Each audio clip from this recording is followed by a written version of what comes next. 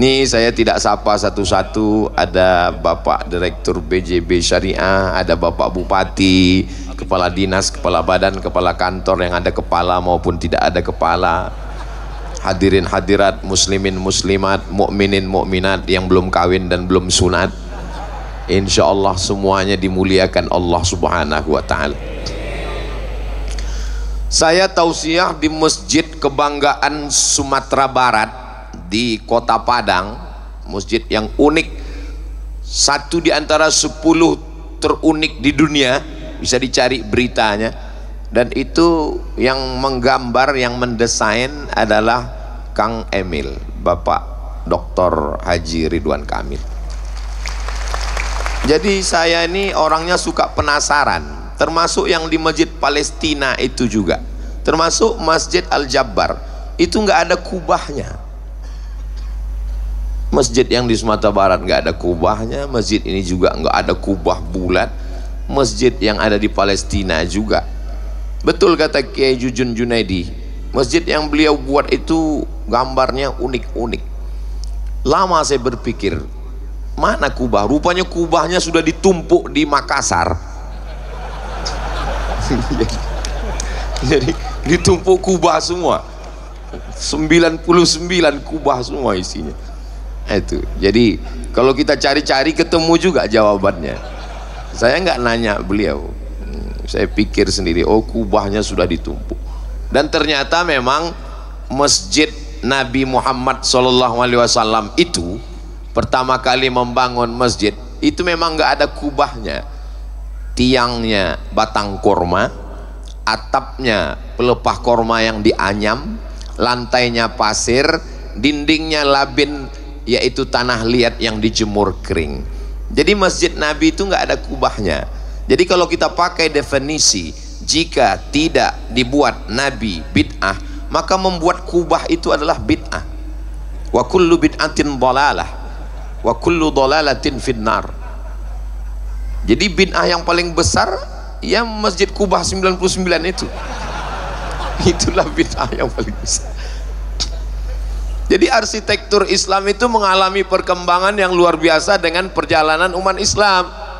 Ketika Islam sampai ke Mesir, dibawa oleh seorang gubernur bernama Amr bin As, menyeberangi Laut Merah sampai ke kota Fustat. Disitulah makam Imam Syafi'i sekarang, yang berubah menjadi kota Al-Qahirah.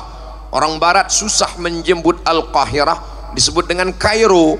Maka mereka melihat di pantai laut Mediterania itu ada tempat api. Tempat api itu bahasa Arabnya manarah, satu tiang di tepi pantai samudra Mediterania. Kota itu didirikan oleh seorang laki-laki yang gagah perkasa bernama Alexander the Great. Maka kota itu diberi nama Alexandria. Jadi kalau saya membuat satu kota, nanti saya buat namanya Somadia.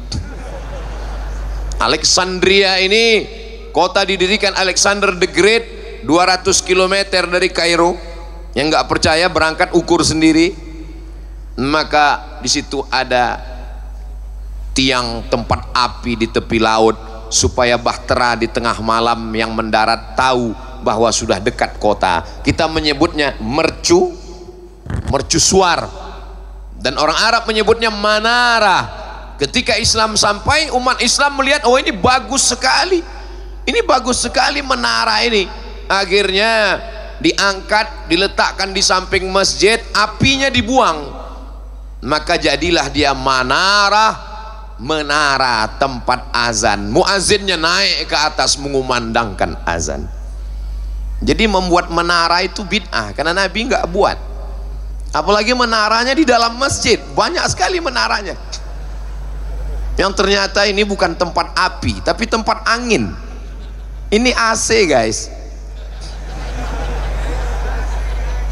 AC tidak perlu lebih dari atas kepala, cukup dari bawah, supaya dingin dan hemat energi 25%. Ustaz tahu dari mana? Kan ada kata sambutan Kang Emil tadi. Artinya apa? Bahwa arsitektur itu diatur oleh Nabi. Antum a'lamu bi umuri dunyakum, masalah dunia kamu lebih tahu. Dulu Bilal itu azannya di atas satah atap rumah, karena atap rumah mereka tidak begini, karena tidak ada hujan lebat, datar saja rumah orang Arab. Naik Bilal ke atas, tapi begitu ada tempat yang lebih tinggi, apinya dibuang, muazzinnya naik ke atas, berkumandang azan, suara lebih menggelegar. Nabi tidak mengatur masalah bangunan ini, selama dia baik silakan. Ketika Islam sampai ke Bizantium, Bizantium diambil dari nama salah seorang kaisar Bizanti, maka disebut kekuasaan itu Bizantium. Tradisi mereka membuat atap dengan tiang melengkung, tiang yang biasanya lurus dibuat melengkung. Dengan tiang melengkung itu manfaatnya tidak ada tiang di tengah yang memutus sop, sehingga umat Islam melihat ini bagus sekali, akhirnya dijadikan kubah yang pada awalnya tidak ada Masjid Nabawi itu pakai kubah. Ketika Islam sampai ke Bizantium, ke Romawi, ke Eropa, kalau kita lihat bangunan masjid yang dirubah oleh Muhammad Al-Fatih, yang sebelumnya bangunan yang didirikan oleh Kaisar Konstantin, kota itu bernama Konstantinopel. Konstantin menaklukkan kota itu saat umurnya 21 tahun. Begitu juga dengan seorang panglima perang, Tariq bin Ziyad, menyeberang menundukkan Eropa, umurnya 20-an tahun.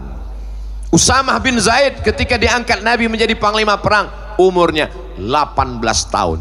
Usamah bin Zaid menjadi penakluk 18 tahun. Muhammad Al-Fatih menjadi penakluk 21 tahun. Kamu umurnya berapa? 22, Ustaz. Apa yang sudah kamu taklukkan? Hati dia. Ini yang di hadapan saya ini adalah para penakluk-penakluk semua, insya Allah. Takbir.